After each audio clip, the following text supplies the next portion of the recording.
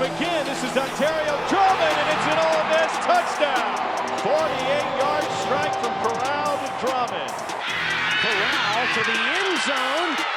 Touchdown. Corral going deep down the sideline in coverage. It is caught by Braylon Sanders, and he'll take it the rest of the way. I mean, I guess it doesn't matter what you do on first and second down. When you can drop back like that, you got a quarterback with this type of arm talent. In 2020, Matt Corral burst onto the scene with flair, leadership, and yes, talent. Talent that was very obvious to the incoming staff. I think the first thing that immediately popped out was just arm talent, the way he could create different arm angles, make all the throws that you want him to make. I thought that he was very talented, especially when we started to see him throw in person. With so very big upside. Just that, he was still young. When I first got here, he was like throwing the ball so hard. I think it was like a drill. Like he threw like 10 balls to our receiver, and he was throwing it like hard as he could. Nobody caught the ball. So like he just slowed down his arm on throwing the ball so hard. But like his arm strength, he got the best arm in the country. They asked me like what Matt reminds me of, and I said a Chihuahua, but like a big one. Like the attitude of a Chihuahua, but in the body of a pit bull. Like he, because he's hard body. You've seen him run through some people. He's broken some big runs. He walks the walk and talks the talk at the same time. To put up those numbers, like I'm in here constantly 24/7. The call sheet's getting changed hours before the game. So I mean, it's constant working. It's constantly, making sure I'm doing my job, making sure I know what everybody knows what to do. The one thing I can remember from talking to Levy was one of the first things he told me. It was, this offense is going to go as you go. Understanding that and knowing your job cold, that was, those are the two things that he really harped on when he first got here. The growth in Corral's game would not have been possible without a deep look within himself after a disappointing 2019 season. Deep in their own end zone. Corral to pass, and he's going to take a safety. They need points, and they need them quickly. They need touchdowns, and that's not going to help. Tylen Knight can't haul it in. Corral took a hit there before he let it go. It was a little slow getting up. Well, John Rice Plumlee is going to come in. We'll see for how long, as Corral was let off the field. My teammates didn't really understand what I was going through at the time because I was so closed off. I wasn't really talking to anybody, but still when practice starts, everything's out the window, and my job was to be the best teammate, make the starter better. The way he handled those things, he didn't just get mad and just get in a hole. He uplifted John Rice throughout the year, and he just put his head down and went to work. Matt's a competitor. Everyone knows that. Matt wants to be the best at everything he does. So, whenever he struggled, he was frustrated. And, what I tried to do for him, just to keep encouraging him, he's a great ball player and he's a great quarterback. Matt always stayed the same as a guy. He was always a good friend of mine, always a good motivator, good leader. Even though he wasn't, the guy playing, he always, kept us up on the sideline. And he was just, he's Matt Corral. I think that's one of the, the things that's always been, just most impressive about him is, how he handled 2019 and still came out and worked every day and was a good leader for us all. I think it just says, again, about just how he is as a person. While his reputation as a good teammate was never in question, self-reflection of what Corral wanted for his future in the spring of 2020 is what's pushing him today.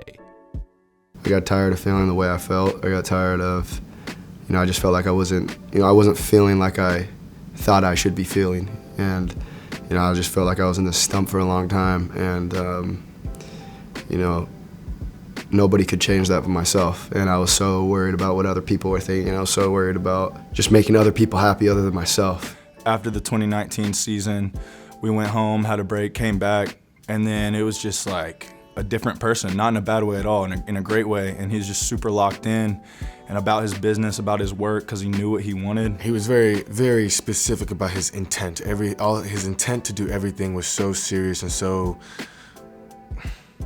sincere about everything. Like he's going to put his all into every little workout, every little warm-up, every little stretch, every little film session, and he's going to make sure he gets the most out of every single second of his time spent in college. A lot of people look at COVID.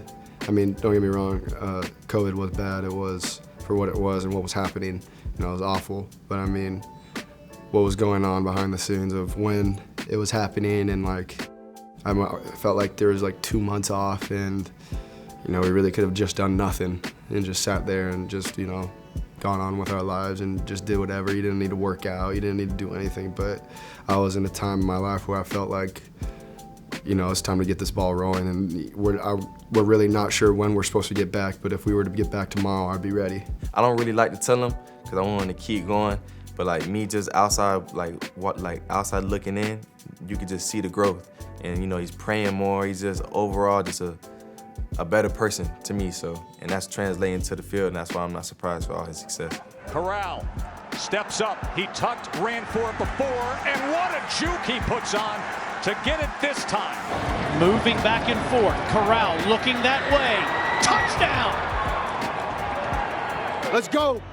Hey, who gonna show up? Who gonna show up and make a big play? Leave everything you got on this field right now. This drive, leave everything you got. 7 yards. Corral down the field. It's the tight end, Yeboah, off to the races again. Touchdown, Ole Miss. There's been a lot of growth for Matt, and to me it's been on the field, it's been off the field, it's been in the meeting room, and so much of that has been because of decisions he's made. Expectations for Matt Corral and the 2021 Rebels could not be higher. For the junior quarterback, however, nothing has changed. I mean, nothing's really changed except for the attention that's been brought upon me. But I mean, for being honest, it's what I wanted. You know, I can't complain, but the same, just keeping the main thing the main thing. You know, we can just remind him, you know, of a few games last year when his head gets too big, and you know how close you're already going back in the tank. So, you know, you can't buy into that, read all that, and that's why it's termed rat poison. The best thing about him, you know, he only cares about the team. He's not into the individual names and things like that. He wants to make this team, this 2021 legacy, the best that we can. So, and it's a player's team. At the end of the day, it's all about how you prepare, right? And preparation creates opportunities, and his opportunities that he's going to have this fall are going to be very unique. And he's going to be in a position to make a lot of noise, to have a ton of success. But him just understanding that he's going to have to live every single play independent of itself and make sure that he's doing his job just like he has been, and continuing to create success for everybody around him. That's what the greats do, and that's what he's going to do this fall. We may not be the best team on paper. We may not have the best receivers. We may not have the best O-line. Shoot, we may not even have the best quarterback. But I guarantee you when we play together, there's no one that's going to be able to compete with us.